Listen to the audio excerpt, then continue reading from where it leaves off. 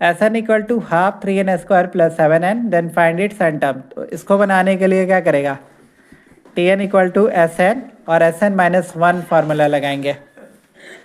और एक इसका प्रीसीडिंग सम निकालना है तुम्हारे को। प्रीसीडिंग सम क्या होगा, एस एन माइनस 1 होगा, ठीक है।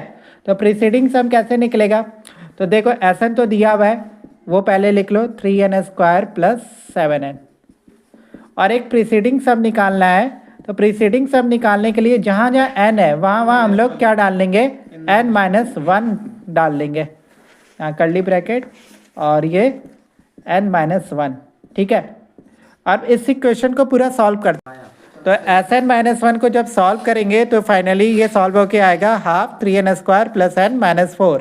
यहाँ फार्मूला में तोड़ देना है इसको, a² b² 1:ab, algebraic solve करना और इस तरह से, ठीक है। अब इसके बाद क्या करेंगे, से टी एन के फार्मूला में आएंगे, टी एन में एस एन का वैल्यू डालेंगे और यहाँ पर एस एन माइनस 1 का वैल्यू डालेंगे तो टी एन आ जाएगा।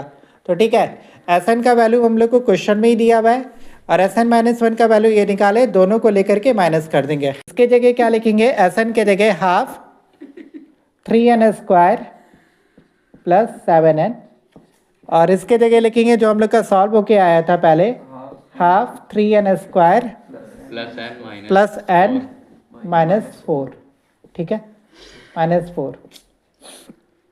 सॉल्व कर दो, 3n² प्लस 7n मल्टीप्लाई करके इसको सॉल्व करते जाएंगे।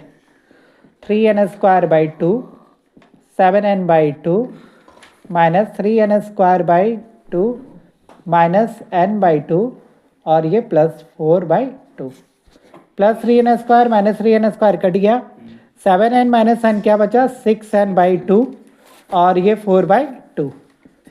फाइनली काट करके इसको आएगा क्या, 3n प्लस 2, ठीक है। तो ये हो गया तुम्हारा कौन सा, टीएन का फार्मूला हो गया, ये टीएन का फार्मूला हो गया।